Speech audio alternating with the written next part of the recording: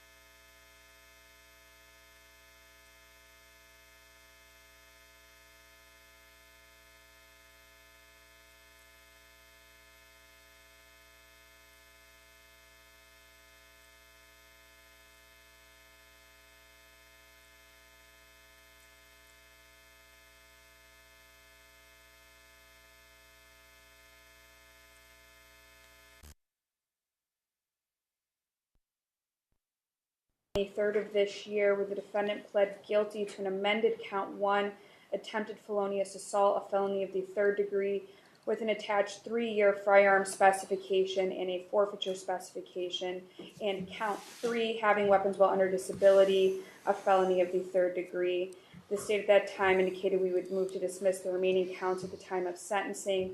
The court referred the defendant for a pre-sentence report and victim impact statement and continued bond, and sentencing was scheduled for today. The appropriate reports have been completed and the state's prepared to proceed with sentencing. Thank you. Mr. Deeb, any reason not to go forward with sentencing? No, Your Honor. At this time, we are prepared to go to sentencing. Anything you'd like to say on behalf of your client? Your Honor, in presenting our side for the sentencing, I would like to show a video at approximately 4:33 p.m. at the KFC that would outline or document the shooting for the record. And then I would ask that J.B. Green be able to address the court on his behalf, who is employer at KFC, and then my client would like to address the court. Sure. So we can. So I will be showing a video that was provided with the state's agreement or permission of the shooting at the KFC location on Richmond and Nebraska. The street that you see in front of you, closest to where the bottom of the screen is Nebraska, Okay. and that is the KFC restaurant in Paynesville. The figure that you see coming towards you by the black vehicle is Mr. Jones. To the right? Coming from the right, Okay. and coming from the left is Deshaun and his girlfriend. Entering the screen right now is the victim. Who's Deshaun? Deshaun is the victim's brother. Gotcha. So that's who Mr. Jones is talking to right now. Correct.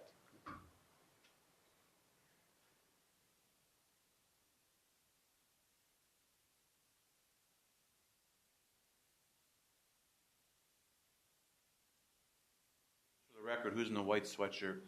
In the white sweatshirt, that is, what is her name again? Charity. Cherry, that is Deshaun's girlfriend. Okay.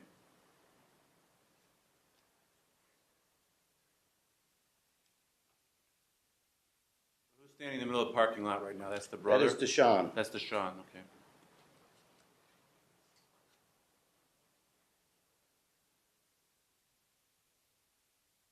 Who just came out of the restaurant? We know. Out of the restaurant is J.V. Green, Okay. who's here today, and Delisha, and I don't recall her last name. Those are two employees from KFC.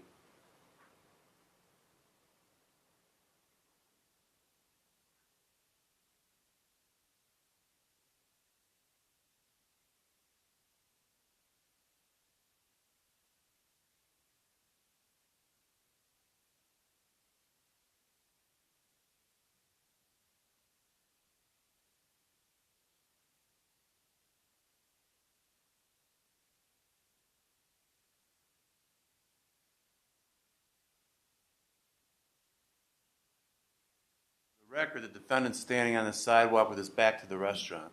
That Yes. it wasn't.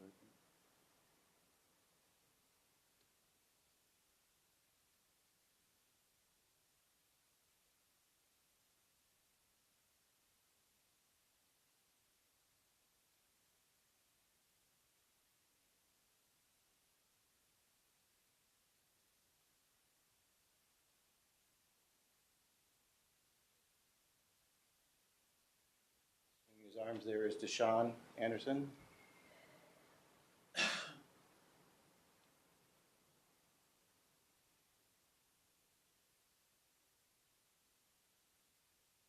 That is Mr. Jones putting his firearm on the ground.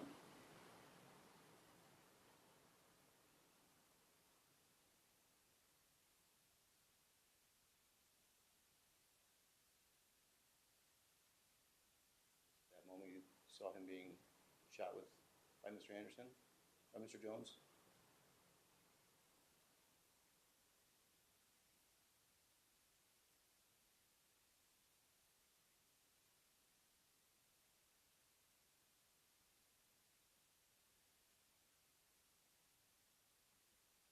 Showing it from this point, it's just that Mr. Jones did not immediately flee or run from the area. Jones is all the way to the left, right? Correct. That's someone else walking through the parking lot. Yes, he is standing at the edge of the screen on the left. Okay. Now he's walking through.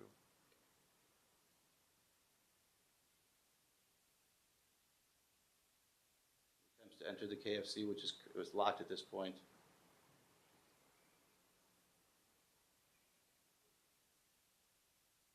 Your Honor, at this point, there is no further altercation, Okay.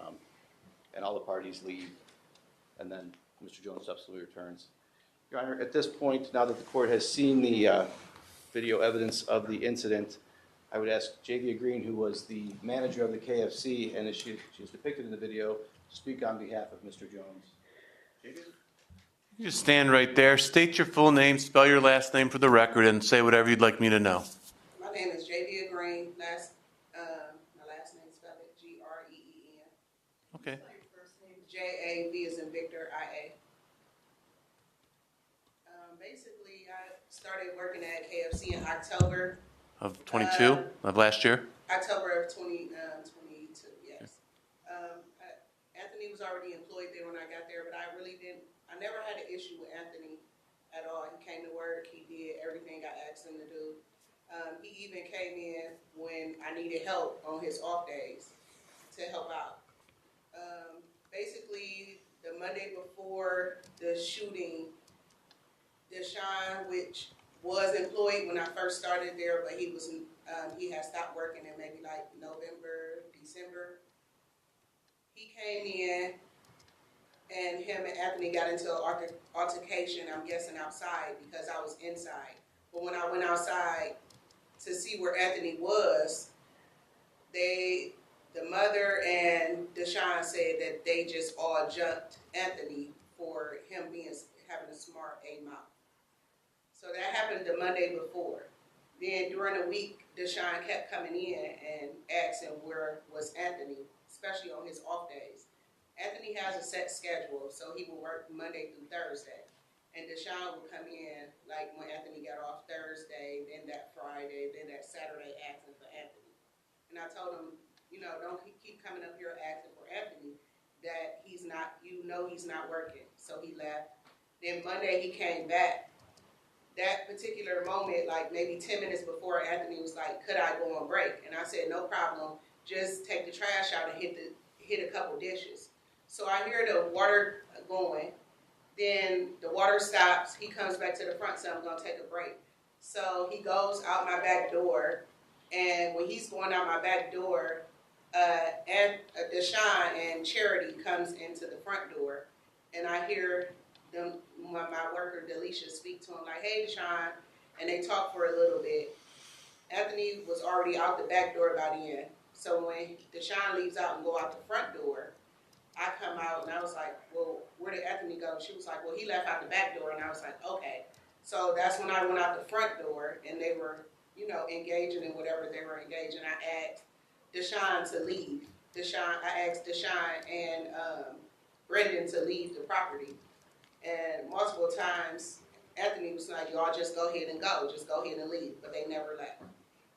So then that's when the shooting occurred. And we went back in, like right as they started shooting. He started shooting. Anything else you'd like to say? Nope. You don't have to. Just make sure you said everything you want to say. Yeah. Okay. At the end of the day, he was just good for me and my company. I never had an issue with them. And, that really shouldn't have happened there, but, it did. All right. Thank you, Ms. Green. Thank you, Javia. And Your Honor, Mr. Jones would like to address the court. Mr. Jones, you have the right to address this court before your sentence. You can say anything you want. Is there anything you'd like to say at this time? Yeah, I just want to say I apologize for the disturbance of the city around the time of the date that it happened. And it wasn't really meant to be like that, but I don't know if you've seen it in the video. The man, he grabbed his gun on numerous occasions, and I'd rather be here with y'all getting sentenced right now than to be had like more than 10 rounds in my back. He had a 30-round magazine in his firearm, and I didn't want to turn my back and run because I didn't know if he was going to shoot me in the back, whatnot. Or, like I said, I'd rather be here with y'all getting sentenced than being carried by 6. The day of the shooting, I went to work. I did my duties as I was supposed to. The victim, he knew I was at work. So he can't say that he didn't see me out on the property or didn't know I was working. Like she said, I had a set schedule. I worked the same days every week. I was at work, went outside to smoke me a cigar, a little Black and Mild. I was outside with a friend. He asked me to get him some food. I got him some food. Came back outside, sat in his car, smoked my Black and Mild with him for a little bit. The victim pulls up to the driver's side, spoke with the driver. He seen me, we made eye contact, but no words was exchanged. Went back in after he left, went back to work. A couple hours later, the brother shows up. I go out, like she said, I go out the back door. We meet up around in the front. Words was getting exchanged, and the brother pulls up. He gets out, got 25 plus rounds sticking out of his firearm. I see it. Everybody sees it, clear as day. At that point, I'm scared. I don't know what's gonna happen. But first time he grabbed his gun, I asked him, like, that's what y'all came up here to do? He said no. He pulling his pants up. I told him, you don't have to pull your pants up grabbing your gun. After he said that, he, like you see, he leaned back on the car. After we had more words, she told him to leave. I just said, like, the police don't need to get called. We don't even need to have this altercation no more, no whatnot. Just go ahead and everybody just leave. Nobody wanted to leave. They said we're not going nowhere. By then, I had put my gun on the concrete. I was showing, like, they know I was always known to carry a gun. I had a CCW, so I was always known to carry a firearm. Therefore, I put it on the concrete because I know they knew I had it. The brother, we was exchanging words again. By that time, I thought maybe we're just gonna fight it out or whatnot. But the brother, he took his hand out of his left pocket. I seen it from the corner of my eye. Grabbed his gun. By then, I was scared. I didn't know what he was gonna do. He grabbed his gun more than 3 times. After that 3rd time, I didn't know what was gonna happen. I went back to mine, and a shot fired. By the time I got paranoid. I didn't hear the last thing you said. I said I got paranoid. Oh. I didn't know if he was going to do some Western move and I just didn't hear what you said. and try to shoot me or whatnot.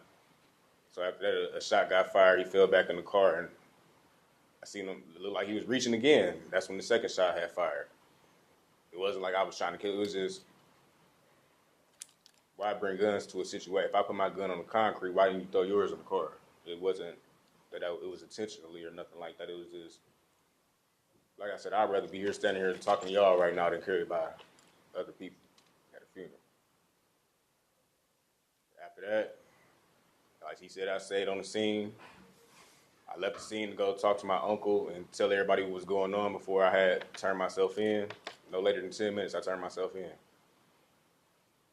Came back up to the KFC, and an officer pulled around to the active plumbing. Came and put me in cuffs and took me to the station. Is there anything else you'd like to say? Anything else about yourself, Michael? I mean, me personally, I know I'm a working man. I like to go to work on, like, I'm not a partying type. I maybe go out every dozens of blue moons type. I'm always at home, chill with kids on most of my off days, have them all the time mainly, and just, that's just me for real. I'm not pretty exciting person. I'm pretty boring for real. Go to work, get my little ends, and that's about it. Like you seen the situation that happened while I was at work. I was on the clock. Both situations actually.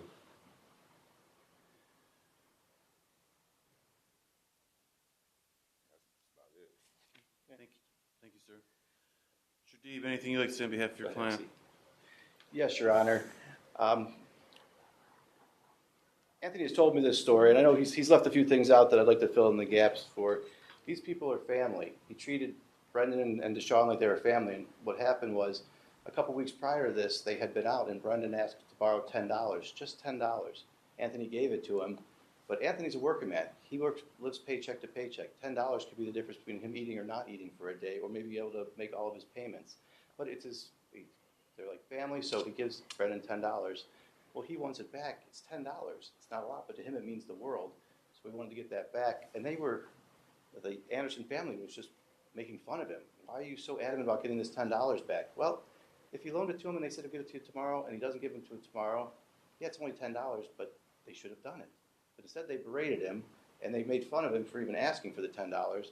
Then they came up the next day, or the Monday prior, And as he comes back from getting a black and mild, he's walking back while he's on duty, while he's on break, but coming back to duty to work at KFC, he gets jumped by the entire family. In fact, Brennan's mom is there. Yeah, he was running his mouth and got his ass whooped, is what she tells people.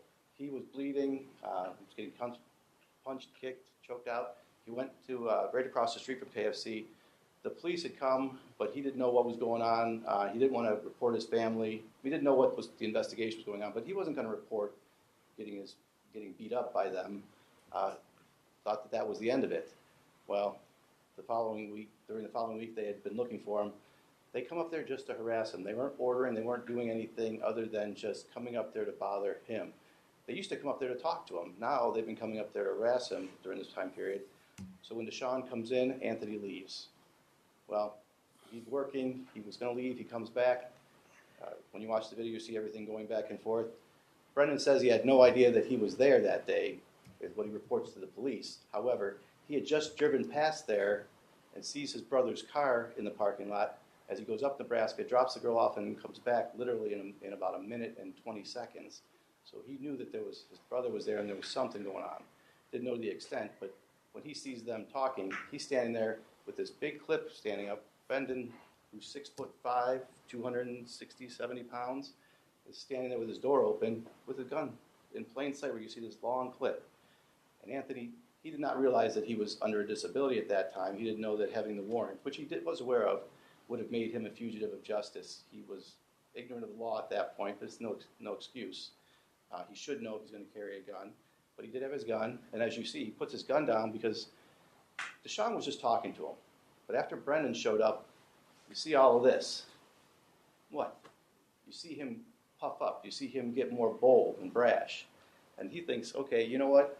If this is the way it's going to be, you guys jump me, at least this is one-on-one this time. Put my gun down. And then Brendan, you'll see it, if you wanted to watch the video, we could have showed it again, he puts his hand by his hip. In the video I can't tell, but I have to take Anthony's word for it, because I see him put his hand right here, he's grabbing at his gun. It's not until he goes back and picks up his gun, he's holding it, that he finally picks his hands up. You know, could he have gotten away? Could he have backed away behind the car or around the corner of the restaurant? Was he responsible for creating the situation by engaging with Deshaun? There's a lot of questions there. Anthony knows what he did. He's not contesting that he shot Brendan. He went in and he told the police exactly his side of the story as soon as they brought him in. Without an attorney, he went in and he just fully cooperated. After the shooting, you see him not leave. He was taken aback, didn't know what to do. If he had shot him, or if he was trying to harm him, harass him, or if he thought he was committing a criminal offense, he would have bolted. What he did was, you see several times he was going to put the gun down on the ground because he expects that there's going to be police. There's a shooting. Well, he wants to go talk to his family. He puts the gun behind the fence that you see to the right side of KFC, goes over, talks to his family, goes to a friend's house, talks to them. Uncle brings him back, and then he cooperates with the police. Oh, the gun's right here. He showed them exactly where it was, and he told them the whole story. He's not a person who typically gets out. His history is very minimal. The case in Pennsylvania that he was paying on was they didn't give him his paycheck, and he damaged a cash register, and that was the M2 criminal damaging that he was charged with out in Pennsylvania in Allegheny County that he was paying off, and he missed a payment hearing, and that was the warrant that was out for him. But other than that, he hangs out with his family. He hangs out with kids. When he hangs out with people, it would be like with Brendan and Deshaun. And he's always had a CCW. In fact, his cousin, loaning him his car, but he needed it back, I believe it was a year and a half ago. And what happened was he had a suspended license. Painesville Police, Josh Rogers, had pulled them over. And when his cousin had come back saying, oh, the car is getting impounded because my license is suspended, he goes, you know what? I forgot I left my gun in there. He actually went back, talked to Josh Rogers from the Painesville Police Department, and told him, even though they had searched the car, there's a gun under that seat, which they didn't find. He pointed it out to him. They told it to him. He went over and told him, look, that's my gun. I've got my CCW. I just brought the car back to my cousin. I left it in there because, I just keep it with me. And since he was at the house, he didn't think to, with his family, he didn't think to take it with him. So that's how he was with his firearm, how comfortable he was. But people knew that he carried it, but he doesn't have a record of getting in fights or doing whatever for his lifetime, because that's just not the person he is. He's not involved in the drug trade. Yes, he has friends that in the Paynesville area, unfortunately, but he keeps his nose clean as far as staying away from that. As much as he tries to stay clean, unfortunately, trouble found him, and his reaction at this time was poor, but it was with the best intentions of protecting himself. And while he may not have risen to the level of self-defense, or we didn't have that trial to determine for either the court or a jury, to try the case to establish self-defense, in his mind and my mind, we thought it was best to resolve the case in the manner that we have. He understands that he is going to be required to go to prison. He's not happy about that. When you ask him if this is what he wants to do, nobody wants to plead to a 3-year gun spec, but he knew it was in his best interest, and he wanted to do what was in his best interest. So he's asking this court, knowing that he has to do the 3 years for a minimum sentence based on the conduct, based on the fact that what makes this more serious is the fact that the victim did suffer serious physical harm. I don't believe that there are any other factors that make it more serious. What makes it less serious is the victim did facilitate or induce this offense by bringing a gun, by his reaction, by he would have put his gun down and walked away. Well, where did he go when he first walked out of the restaurant? Where did he go? He rides a bike, and a bike is back in a shed. We're supposed to be back over there because he had his girlfriend's car up there in the morning, but he had to get home and is looking for his bike. When he went to go see his bike, and he was like, "Why should I have to leave? I'm at work. These guys should have to leave so I can keep working. Why do they get to run me off?" And he didn't realize. So he had his gun with him at the restaurant? Yes. Inside the restaurant with him? The gun was on me the whole time. Yes.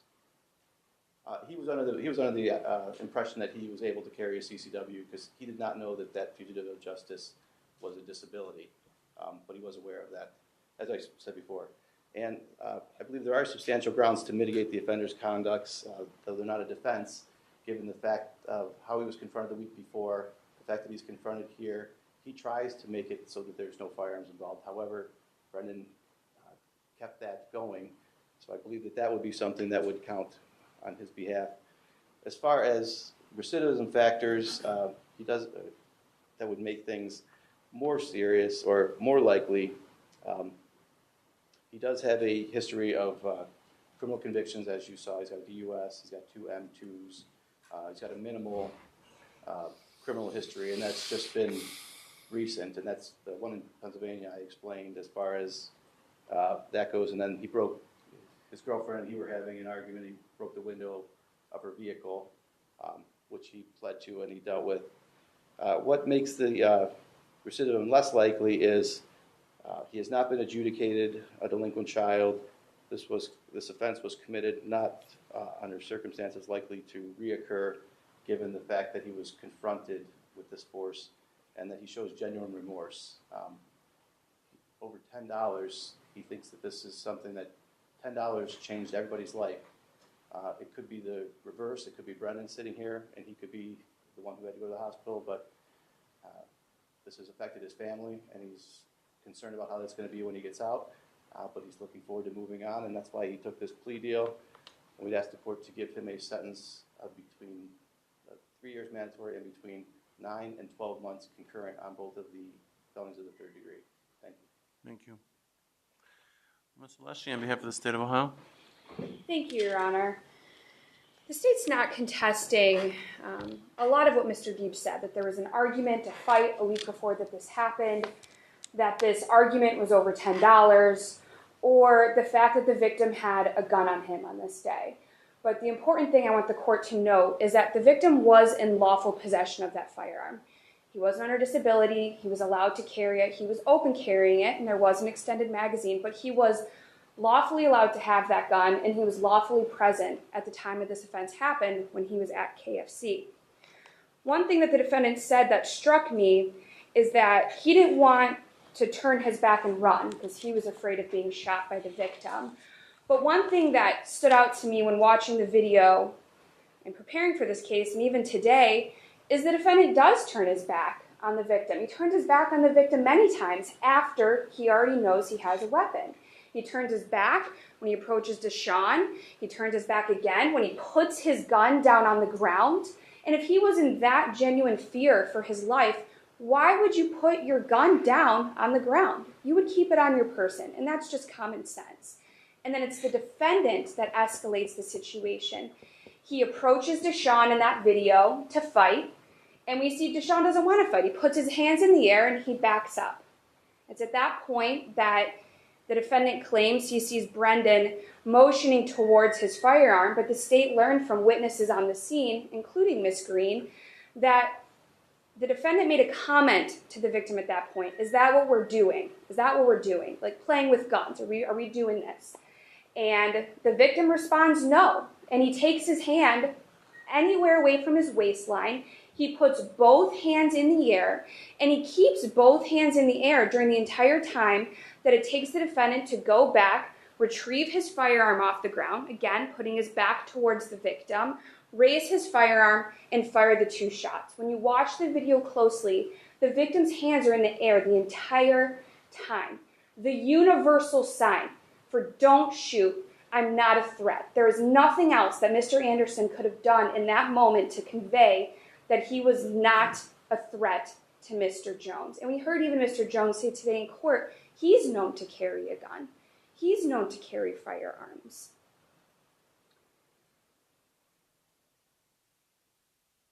After the shooting, after the defendant fires 2 shots at Mr. Anderson, he does remain on scene for a brief period of time, but then he does flee. And he doesn't just toss or place this gun behind the fence line of KFC. He conceals it. He put leaves over it. The first time Painesville PD officers, when they arrive on scene and canvass the area, they didn't see the gun initially because it was so well hidden.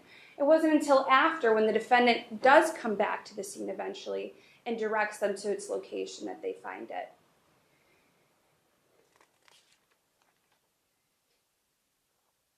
The victim did, in this case, suffer serious physical harm. He went to the hospital. They were unable to remove the bullet that entered him. It's still lodged in his body. They didn't want to retrieve it without potentially causing further damage. So that's a constant reminder that the victim still has to this day of this shooting and feels discomfort every time he stands up or sits down. One of the other things that I think is important for this court to consider is the time and the location of the offense. I mean, never is it okay to ever use a deadly weapon to harm someone when it's not in self-defense. But this occurred around 4:30 in the afternoon at KFC on Richmond Street. There's numerous people outside, as we see in the video: Charity Smith, Delisha Ferguson, Javia Green, Deshaun Anderson. And the defendant just has callous indifference towards all of their lives when he fires those shots. And all the people who are starting their commute home at that point at 4:30, driving down Richmond Street to get to the freeway. The defendant has a history of criminal convictions, although this will be his first felony. He was on probation to Painesville Municipal Court at the time of this offense for the criminal damaging M2. And then he also had the warrant out of Pennsylvania at the time. About a month prior to the incident, the defendant was stopped pursuant to a traffic stop by Painesville officers, where they advised him that you have a warrant and your CCW is suspended. And still, on this day, the defendant made the conscious choice to leave his house and carry a gun on him, despite not being able to do so because he's not a qualifying adult. Mr. Deeb made a comment about the defendant showing genuine remorse. I haven't seen any remorse. I didn't see it in the pre-sentence report investigation, in anything he relayed to their probation officers, and I didn't hear it today in court. And that's even more significant because he was so close with the victim at one point in time. They were considered family. They considered each other family. And not once did I hear him apologize towards him or for the pain and suffering that he had to go through as a result of the defendant's actions. The state is asking for 5 years in prison, a mandatory 3 on the firearm specification, serve consecutives to 2 years on the 2 F3s, the 2 F3s running concurrent to each other. As of today, the defendant has 131 days of jail time credit. Thank you. How many total shots were fired? Two shots were fired. One hit the victim, and one was lodged inside of the victim's vehicle in the dashboard, where it was later recovered. Thank you.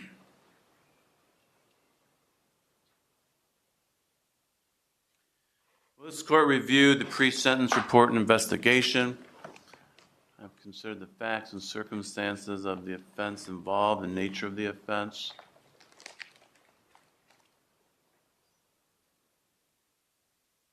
I've considered what's been said here today by Mr. Deeb, the defendant himself, Ms. Green, who was here and spoke on behalf of the defendant, the prosecutor's comments, recommendation from both sides. Are you marking that as an exhibit somehow to have on the record? I was should. doing it for demonstrative purposes. If you would like us to submit it, I was not planning on submitting. I was using it for just demonstrative so you could view it. That is on my hard drive. I could put it on if we agree to put it on a flash drive and submit it. I think we should. It was played here. And for the record, I was provided an opportunity to view it before coming out on the bench, and then we played it here in a court. It was referenced in terms of, that's part of the reason why I asked the different people that were on it, so that the record was clear who we were talking to. To what degree would you like us to provide that? The entire portion, which I don't think anyone objects. I don't think we'd have any objection. No, to that 3-minute We just portion. pared it down for Pretty much what we watched. Okay. You can put that on a flash drive, We'll submit that to the court. and that would be Defense Exhibit 1 then, Mary, for sentencing. Defense Exhibit 1. Yeah. I'll have it to the court by Monday. That's fine. You're all right with no objection to that? No objection, Your Honor. We'd also ask that be incorporated as part of the record. Yeah, so put what we viewed, that, whatever it was, 3-4 minute period of time on a flash drive. Okay. Nothing more then, because I only went on there what we viewed. I didn't watch anything more. In fact, I didn't even go went just right before that, but you went probably 30 seconds longer than I watched it back there. As far as the editing, I'm not certain. That's why it'll take me some time to get That's that fine. done. That's fine. But as I alluded to, I did view that video that was played here in court. I've taken that into consideration. All of this is being considered by the court in light of the purposes and principles of felony sentencing set forth in 29-29-11. Now, as for the factors in 29-29-12, factors indicating the conduct is more or less serious. The court notes the victim did suffer serious physical harm. That's not required to commit this offense, but he did, in fact, suffer serious physical harm. His relationship with the victim also facilitated the offense. Factors indicating it's less serious, the court will note the victim was in possession of a firearm, and it was visible. Now, from all accounts, from what was represented, he wasn't in possession of that unlawfully, and he had every right to be in possession of it, but he was in possession of a firearm. Factors indicating recidivism is more likely. The court finds the defendant committed this offense while on bond to another court. He was a fugitive, actually. There was a warrant issued for him. So maybe he wasn't on bond, but there was a warrant issued for him on a pending case in Pennsylvania. He has a history of criminal convictions, all misdemeanor offenses, but there is several misdemeanor convictions in his record. There is no genuine remorse in regards to the conduct itself here. I didn't see any. Factors indicating recidivism is less likely, as the defense attorney noted, no prior delinquency adjudications. Both of the offenses defendant pled guilty to are felonies of the third degree.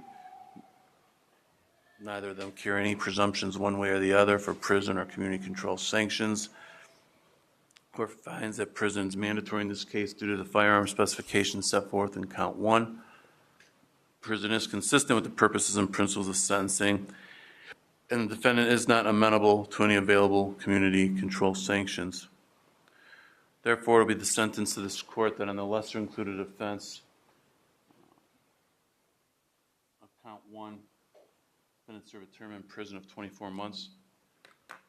On count 3, defendant serve a term in prison of 12 months. Those two terms will be served concurrent to each other. Court further orders defendant serve a mandatory prison term on the firearm specification set forth in count 1 of 3 years. That is a mandatory term to be served prior to and consecutive to the prison terms imposed in the lesser included offense of count 1 and count 3 for an overall prison term of 5 years, first 3 years being mandatory. Defendant will get credit for 131 days that he's already served. The rest of the indictment, which counts in the indictment, will be dismissed. I need to advise you upon your release from prison, you will be placed on post-release control for at least 1 year, could be up to possibly 3 years. While in post-release control, if you violate any of the conditions of your supervision, the parole authority can return you to prison as punishment for violating their rules for another 9 months for each separate violation you commit, up to an overall maximum of 50% or half of the prison term I just imposed. Any additional prison term imposed for violating post-release control is being imposed as part of the sentence here. At this time, the court will order the forfeiture of the firearm and any other instrumentalities that are set forth in the specification, and the defendant's ordered to pay all costs incurred in this action. Is there anything else for the record, Ms. Aleshi? No, Your Honor. Thank you. Mr. Deeb? No, Your Honor. All rise.